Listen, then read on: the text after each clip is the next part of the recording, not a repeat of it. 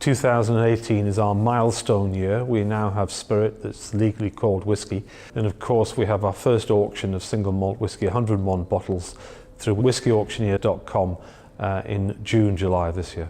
Well, this will be called Genesis. It'll be very special because it's the very first edition of single malt from the distillery. Alan Rutherford is one of the leading lights of the whisky industry. He used to be production director for Diageo. We now have Dhaval Gandhi, who was with Macallan before, who is our chief whisky maker.